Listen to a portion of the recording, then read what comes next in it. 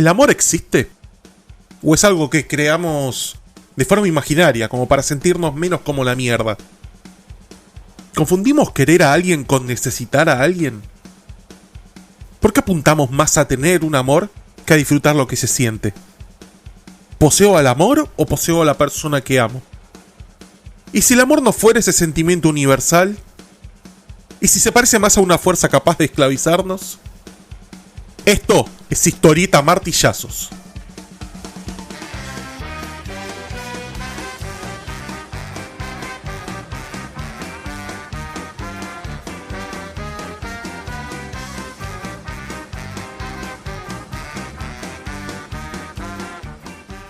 Bienvenidos y bienvenidas a otro episodio del experimento filosófico y comiquero de escucharlo en 1.5 y comiqueando.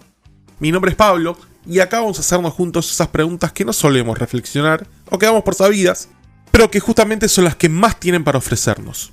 Para esto voy a elegir una novela gráfica, un cómic, un manga o una historieta, ustedes llámenlo como quieran, para que converse con el tema de hoy y ojalá que entre tanta pregunta no alcancemos respuestas definitivas. Porque ahí está lo lindo, en el espacio entre lo que es y lo que podríamos ser. El tema de hoy es ni más ni menos que el amor en su costado negativo, que vamos a cruzar con la despiadadamente oscura y ferozmente incómoda novela gráfica llamada Hell Eternal, con guión de Jamie Delano y dibujo de Sean Phillips. Y dado que es un tema enorme para llevarlo adelante yo solo, voy a pedir la ayuda el día de hoy a invitados de la talla de Arthur Schopenhauer, Jean-Paul Sartre, Jacques Lacan, Roland Barthes, Eva Illouz, Simone Weil, Octavio Paz y Gabriel Rolón, junto a otros amigos y amigas que andan por ahí dando vueltas. Pero vayamos de a poco y dejemos que la historieta nos ayude a entender de qué estamos hablando cuando decimos el lado negativo del amor. Las preguntas del día de hoy arrancaron fuertes y amargas, como si fueran, no sé, un shot de Fernet bien puro y sin coca, o como si estuviéramos saboreando un chupetín de ajo, o, por supuesto, como la hinchada de un equipo del fútbol argentino que tiene la camiseta completamente roja. Bien amargos. Pero incluso podríamos decir que es peor que todo eso. Es como leer Hell Eternal un domingo a la hora del corchazo. Y por si no se dieron cuenta, este no va a ser un episodio feliz, ya se los voy avisando. Pero antes de meternos en la obra, pensemos un segundo en algo que creo que nos pasa a todos. Si nos pusiéramos a hablar de algo que consideramos pleno, de algo que, como nos hemos dicho muchas veces, todo lo puede, de un elemento que normaliza la sociedad y que nos abarca universalmente, incluso entre distintas especies. Y sobre todo, si estamos hablando de algo que nos une a todas las personas bajo un mismo paraguas. Uno que no podemos ver, pero que está ahí, porque supuestamente vemos o sentimos sus efectos en nosotros y en la vida misma, como la gravedad, ponele. Pero es cierto que si tenemos en cuenta todas esas características, parecería que estamos hablando de algún tipo de dios, que seguramente sea uno monoteísta. Porque la verdad es que no sé si lo primero que se nos viene a la cabeza a muchos de nosotros es que estamos hablando de ni más ni menos que del amor, o por lo menos de la idea que tengamos de él.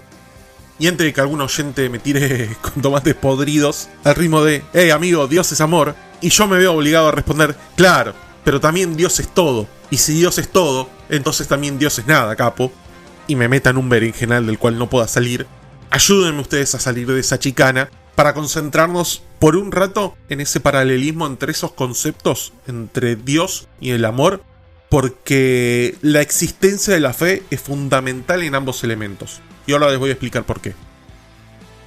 Tanto en lo religioso como en el amor, ambos exigen lo que es una tremenda cuota de creencia.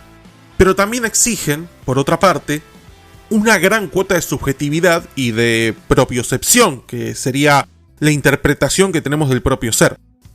Entonces, si la ciencia pura y dura podría llegar a reducir las experiencias religiosas y las sensaciones amorosas a un cúmulo de moléculas que interactúan entre sí, si fueran, no sé, hormonas, enzimas, proteínas que estén cogiendo en nuestra cabeza y haciéndonos un desastre.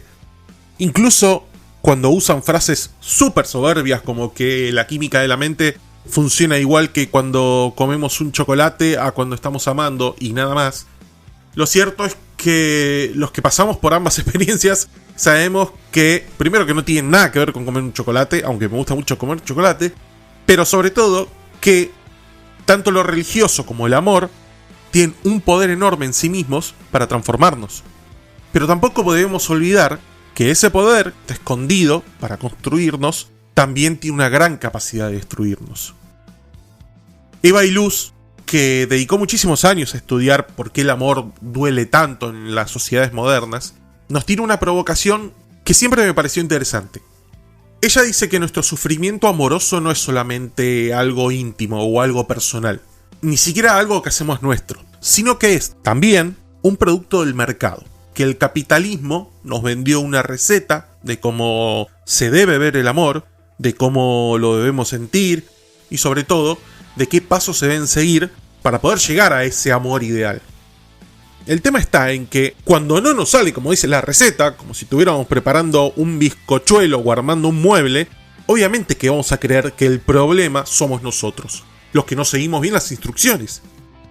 No sé si alguna vez pasaron por la divertida y frustrante experiencia de armar un mueble, pero sí podría decirle que el amor con receta es un producto que nos vendieron, un producto emocional hecho con una única matriz a la que todos debemos ajustarnos, que es igual para todos, y encima que fue hecho con un manual de instrucciones diseñado por el peor ingeniero social, en donde, como decía antes, si no funciona, la culpa es del consumidor. Y este tipo de acusaciones, estimados y estimadas escuchas, creo que está plagado por todos lados.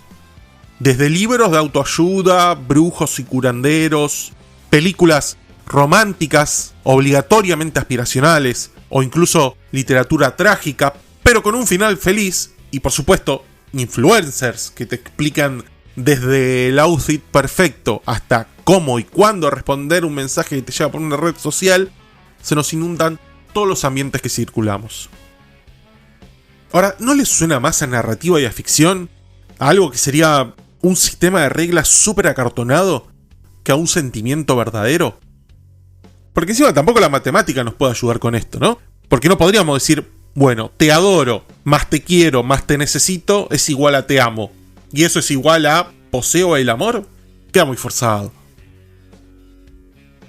Pero ahora sí, metámonos en la historia que hoy trajimos, porque antes de que John Phillips conozca a Ed Brubaker, su media naranja actual, yo no sé usted, pero a mí el concepto de la media naranja me parece por lo menos raro, pero sé que todo el mundo lo repite hasta el hartazgo, después por ahí podemos profundizar sobre eso.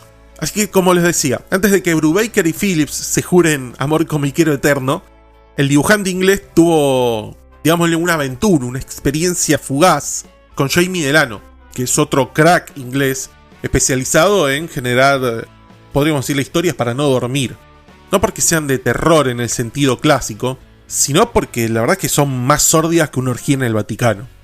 Ahora, el fruto mal parido, y mal parido en el buen sentido, si es que eso existe, de esa combinación entre ambos artistas fue Hell Eternal, que es un one shot de 64 páginas, que fue injustamente olvidado por un montón de motivos de lo que es la memoria colectiva comiquera, y sobre todo de los que nos gustan las historias negras, de crimen, de femme fatales, de detectives y de otras miserias del mundo del AMPA. A mí me gustan mucho esas historias. Tanto es así que fue olvidado que acá, por lo menos en Buenos Aires, prácticamente que te lo regalaban, te lo tiraban por la cabeza en mesas de saldo de Avenida Corrientes o de cualquier librería de barrio o de pueblo. Por lo menos me refiero a lo que es su edición en español, que es la que hizo Norma Editorial, en una versión TPB clásico, con tapa blanda, y que está bien lejos de las ediciones esas super chetas y gigantes que nos tiene acostumbrado la editorial española. Pero originalmente, en una de esas causalidades editoriales, esta joyita oculta salió primero, como era de esperar, bajo el sello de Vértigo, allá por el 98. Y eso justamente, vértigo y oscuridad, son las sensaciones que dejan los protagonistas que comparten el amor y el centro de esta historia. El vértigo es por lo que puede estar por venir, por lo incontrolable del destino de dos o más personas, por la angustia, por lo que nunca deberían haber pasado, por las promesas que no se cumplen, o que quizá nunca se deban cumplir, o quizá también por el horror que subyace a que esas promesas se cumplan. Porque si se cumplen, eso que pensamos que se llama amor se concreta, y en lugar de que nos hayan pintado pajaritos en el aire y nos juraran amor eterno, y nos lo hayamos creído, el amor se aloja dentro nuestro como una enfermedad terminal incurable. Dicho eso, el que avisa no traiciona, yo ya lo avisé antes, este no va a ser un episodio feliz. Ahora volvamos un cachito a la ecuación media rara, esa que hice hace unos minutos, porque nunca tuvimos en cuenta el sexo en esa ecuación, o al menos por ahora, porque en la forma en que se presenta esta historia, y en palabras de Schopenhauer, el amor es una fuerza que no entiende de bienestar individual ni de felicidad. Pero además, el amor para Schopenhauer es también una forma de esclavitud. Todo muy hermoso, ¿no? Pero es algo que Delano nos muestra especialmente en la primera mitad de la historia, cuando conocemos a Anne, a Sarah, y lamentablemente para todos, especialmente para las protagonistas, también conocemos al forro de David. Y digo que es un forro porque ni bien arranca la historia ya nos damos cuenta de que estas personas o personajes son unas pobres almas que van penando por el mundo, al parecer sin joder a nadie en lo que respecta a Anna y Sarah, por lo menos en principio, pero que enseguida sabemos que hay una o varias cosas que no andan bien con el chongo que sumaron al grupo. Y también enseguida sabemos que esta combinación de personalidades entre los tres solamente va a poder traer desgracia y dolor, no solo para ellos tres, sino también para cualquiera que los rodee. Es algo así como cuando se juntan los medios, una sociedad rota y un partido ultraderecha que se hagan llamar libertarios, pero en el fondo sean más conservadores que Ronald Reagan, y vos sabés que nada bueno puede salir de ahí. Y nada bueno sale. El tema es que nadie, y en especial un personaje como el de Anne, siente amor porque quiera o porque se lo propone. Pero sí puede quedar a merced de aquellos que esconden segundas o terceras intenciones cuando dicen amar, porque suelen ser las pobres personas que terminan coaccionados cuando en su cabeza creen ser amados. Por ejemplo, para entender un poco el tono de la historia, en un momento de la obra, uno de los personajes reflexiona y nos dice a los lectores, cito: "De alguna forma era importante que ella viniera a mí, que yo sea el centro y ella fuera el satélite. Era importante que yo tuviera poder sobre ella". Fin cita. Simone Weil, que pensó al amor desde un lugar completamente distinto al de Schopenhauer, decía que el amor verdadero es una forma de atención pura hacia el otro, que no se trata de querer moldearlo, mucho menos de querer poseerlo, obviamente tampoco de querer que sea lo que nosotros necesitamos que sea, sino que se trata de mirarlo genuinamente tal y como es. Y esto puede parecer una obviedad, pero lamentablemente no lo es. De hecho, Biel avanza un poco más y explica que amar de verdad es en sí mismo un acto de creación, es decir, de sacarse uno mismo del centro de la ecuación para que el otro exista de verdad. Esto de alguna manera es como un espejo negativo de los protagonistas de la novela gráfica. Es casi lo opuesto de lo que vemos en Hell Eternal. Porque cada personaje pone al otro en función de su propia falta y de su propia necesidad. Y eso nos lleva directo a Jacques Lacan, alguien que es cierto que es complicado, pero que define el amor como una búsqueda interminable, como una búsqueda por completar lo que nunca fue completo para empezar. Anne cree encontrar en Sarah lo que sería su alma gemela, o su media de naranja, como decíamos antes. Cree encontrar a aquella persona que siente que la completa y que llena los espacios vacíos que le faltan. Y aunque Sarah, sinceramente, no me resulta para nada un personaje creíble, tengo que admitir que también replica, aunque de forma mucho más estúpida y mucho más violenta, estos mismos mecanismos en David, que creo que ya lo dije, pero lo vuelvo a repetir, es un ser definitivamente espantoso y completamente patético. El tipo es un catalizador de situaciones horrendas, donde a lo largo de toda la historia funciona como una especie de Rey Midas al revés, porque todo lo que toca lo convierte en mierda. Pero cuando pensamos estas dinámicas, que creo que la hemos visto muchísimas veces en amigos y amigas, o incluso en nosotros mismos también, ¿por qué no? A mí me surge una pregunta incómoda pero necesaria. ¿Por qué nos convencemos, al igual que estos personajes se convencen a sí mismos, de que eso que creemos que falta es un defecto en nuestro ser? ¿Por qué nos convencemos de que debemos completarlo, incluso a cualquier costo? Bueno, en este punto está bueno empezar a ver cómo se cruzan Lacan y Luz. Porque por un lado Lacan nos dice que esa falta es constitutiva del ser humano, que venimos así de fábrica, y que nunca fuimos completos, y tampoco lo vamos a hacer. Pero Luz está preguntando algo más filoso. que es básicamente si además de esa falta existencial, el mercado y la cultura nos estuviera machacando todos los putos días con que tenemos que llenar ese vacío. Está todo el tiempo diciéndonos de formas tácitas o de formas explícitas que hay un producto para eso, que se llama relación de pareja, que por lo general tiene fecha de vencimiento, y obviamente un manual de uso que incluye exclusividad, monogamia forzada y sacrificio, a cambio de aceptar la promesa de una felicidad eterna, pónganle. Así que habiendo dicho eso, metamos a Roland Barthes a la cancha, porque él en Fragmentos de un discurso amoroso fue todavía más profundo por ese camino. Para Barthes, el enamorado no es alguien que siente, es alguien que habla, es alguien que repite frases, que interpreta y reinterpreta signos. Es alguien que en definitiva lo que hace es construir una narrativa alrededor de la persona amada que tiene muy poco que ver con quién es esa persona realmente. Dicho de otra forma, el enamorado está poseído por un discurso y no por un ser humano. Y yo me animo a ir un paso más allá con un pensamiento que es mío, pero casi parafraseando a Barthes, y es que el enamorado está afectado por una intoxicación autoinfligida, por lo que sería una narrativa imaginaria.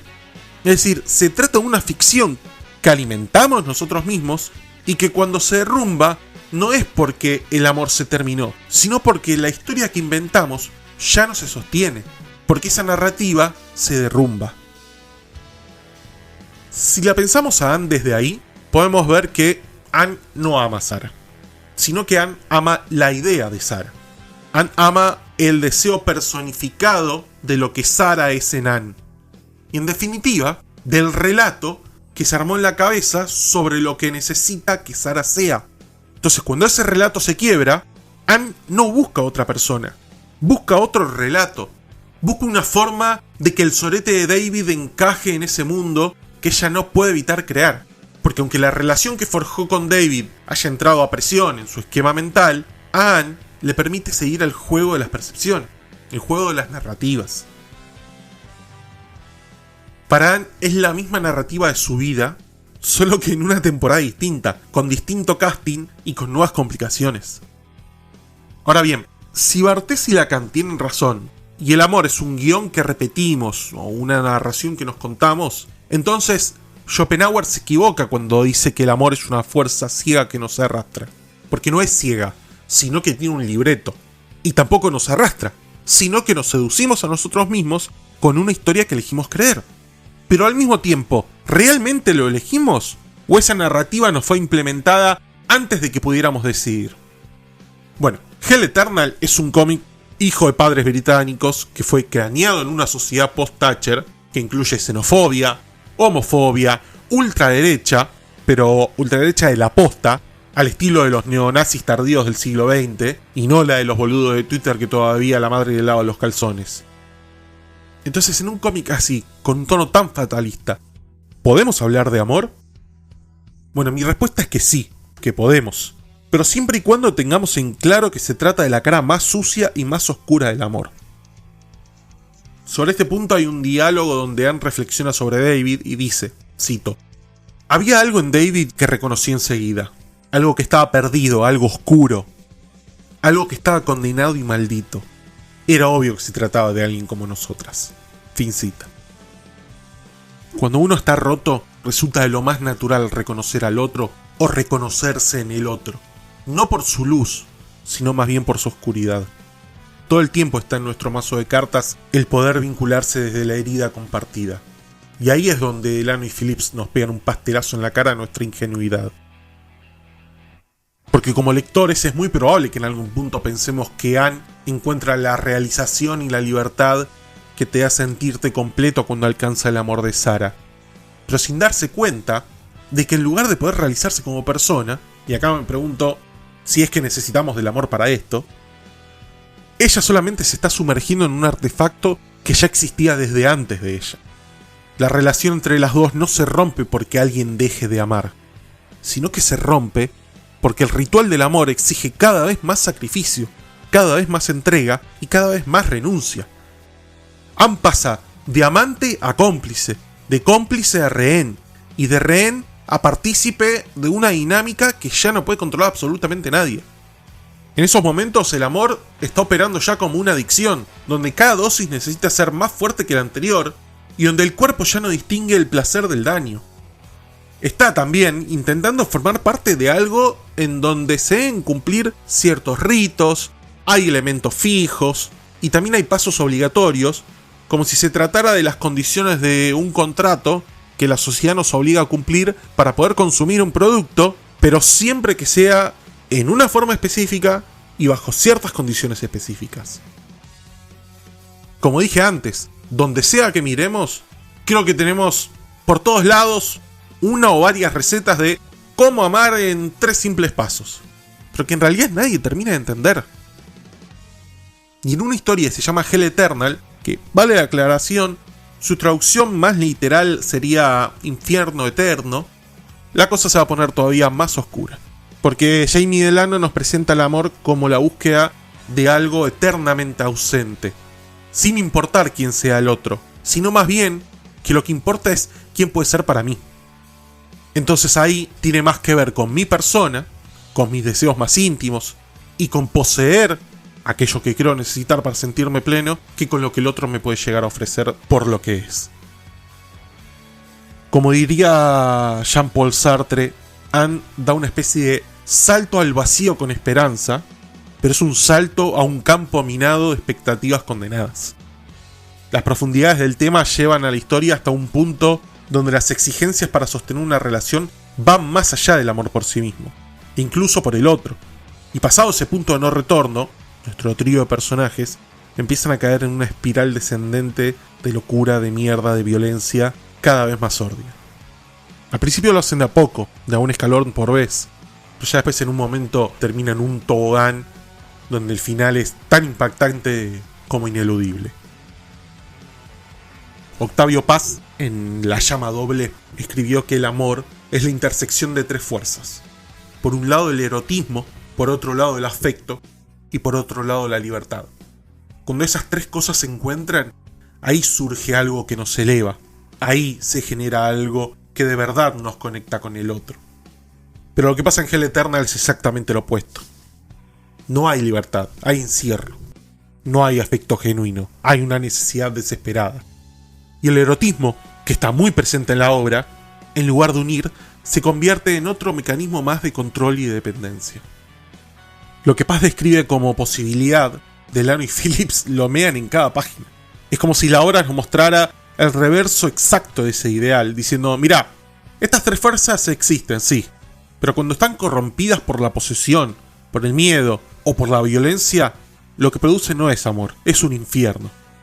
Y sobre esto, más o menos a mitad de la historia, Anne nos confiesa a los lectores, cito, encontramos una forma de funcionar, mayormente miserable, pero aprendí a vivir con mi martirio. Incluso lo disfrutaba de alguna forma un tanto voyeurista. Fin cita. Alguna vez escuché a Gabriel Rolón comparar lo que puede ser una enfermedad mental con una gripe o una fiebre, porque no nos confundamos, no hay que irse demasiado lejos para encontrar distintos grados de neurosis, de depresión, de trastornos de ansiedad o de angustia, o la siempre invisible distimia, tanto en los otros como en nosotros mismos, Y ese concepto de Rolón siempre me pareció tremendamente interesante, porque en cuanto a que todo lo que hace la persona, lo hace enfermo. Si tiene que ir a trabajar, si tiene que ir a estudiar, si tiene que ir a la facultad o a dar clases en alguna escuela, si tiene que cocinar para él o para otros, pero sobre todas las cosas, si tiene que amar, lo va a hacer enfermo. Si es una gripe, hará todo eso con fiebre o con la nariz llena de mocos. Pero ¿qué pasa cuando es la salud mental de la persona la que está en juego? ¿Qué pasa cuando hablamos de algún trastorno que le impida a la persona relacionarse de forma sana con un otro? ¿Qué pasa cuando no fue educado, cuando no le enseñaron el uso de herramientas que le permitan superar distintos obstáculos sociales?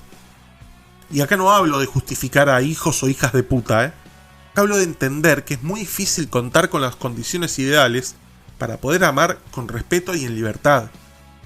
Y cuando esas condiciones, desde la base, tienen un ADN mutado, las chances de que surja una relación amorosa sana son muy bajas. Y es por eso que cuando el amor se vuelve una especie de entrega y reclamo tóxico hacia el otro, o incluso un retorno destructivo hacia uno mismo, quizá aquello que está enfermo y necesita curarse no sea el concepto de amor que tengamos, incluso si está completamente deformado por la persona, por la sociedad, por los mandatos del poder, sino que aquellos que necesitan curarse para no contagiar a otros son las personas que lastiman en nombre del amor. Son las personas que pueden arruinar una vida por no haberse ocupado de la salud propia. Pero también los que deben corregirse son aquellos que intentan regular y dogmatizar lo que debe ser amar. Los que intentan establecer que amar debe ser siempre de una única forma, casi siempre monogámica, institucionalizada y reglamentada por la ley. Y si en lugar de amar a unos pocos, pudiéramos también amar a otros, a muchos otros, porque si el amor está en los otros, qué indomable y peligrosa puede volverse una sociedad para el status quo, ¿o no? Hell Eternal no transcurre en cualquier lugar ni en cualquier época, sino que se sitúa en una Inglaterra post-Thatcher y también en un Estados Unidos fanático de las armas, como fue siempre. Que son sociedades donde el poder decidió qué cuerpos son válidos y qué cuerpos no, qué deseos son aceptables y cuáles son una enfermedad, y qué formas de vincularse merecen protección legal y cuáles merecen un castigo. Anne es homosexual en un contexto donde eso, en el mejor de los casos, es tolerado pero con desprecio. Y que cuando su forma de amar no encaja en el molde que la sociedad aprueba, ¿qué le queda? Bueno, le queda el margen, le queda la marginalidad. Y en esa marginalidad se encuentra con Sarah. Pero también se encuentra con David, porque están ahí por razones igual de violentas. Para ir cerrando, les digo que hay algo profundamente biopolítico en esta historia. Porque el poder no solo te dice cómo trabajar, cómo consumir y cómo obedecer. Y más vale que obedezcas. También te dice cómo amar. También te regula el deseo. También te administra los afectos, hablando en términos de ellos y nosotros, dándote una estructura sentimental que le conviene al sistema. La típica familia monogámica nuclear no es un accidente de la naturaleza. Es un dispositivo regulador. Y cuando alguien se sale de ese dispositivo, ya sea por su orientación, por su elección, por necesidad o porque su propia constitución psicofísica si se lo pide, el sistema lo empuja a los márgenes de la sociedad, pero también a los márgenes del amor. Cuando el amor que nos enseñaron se trata de una estructura de control, de un juego de posesión, de un contrato de exclusividad, o de cumplir ciertos ritos como si fueran una especie de coreografía social masiva, es entonces cuando alguien que se anima a amar de otra forma, de formas múltiples, de formas que no encajen en el molde, no está rompiendo solo una relación, está rompiendo un sistema. Y eso, a los que sostienen ese sistema en el que nunca nada cambia, y los que se benefician son siempre los mismos, les da un cagazo terrible. Quizá el verdadero infierno eterno no sea lo que les pasa a Anne, a Sarah y a David en el punto en que los conocimos. Quizá el verdadero infierno sea, para todos nosotros, seguir creyendo que hay una única forma de amar. Al menos una única correcta. Y que todo lo que no encaje en esa forma es perversión, es falta y es enfermedad. Quizá la receta y la pastilla que nos han estado dando no es la que cura, sino la que nos enferma y la que nos empobrece como sociedad y como seres humanos. Y quizás, solo quizás, el antídoto se encuentre al pensarnos por fuera de la jeringa. Pero amigos y amigas, hasta aquí llegamos por el día de hoy. Si les interesó esto, los invito a que visiten comiquendo.com.ar, donde van a encontrar otras columnas, reseñas y también pueden visitar su canal de YouTube con material absolutamente gratuito. También los invito a que nos visiten en nuestro Instagram en @escucharon1.5 podcast para dejarnos sus mensajes que a nosotros nos encanta recibir. Si les gusta el cine, los invito a que escuchen nuestros episodios más largos dedicados a películas que pasan por fuera del radar o que están tapadas por el barro del mainstream, pero que realmente vale la pena dar a conocer. La música que escucharon es de La Chancha Muda, una banda argentina de rock que a mí me gusta mucho, y desde ya le pido perdón a Gonzalo Pascual por omitirle la voz en este episodio. Espero que les haya gustado mucho y sobre todo que los haya dejado con más preguntas que respuestas. Hasta la próxima.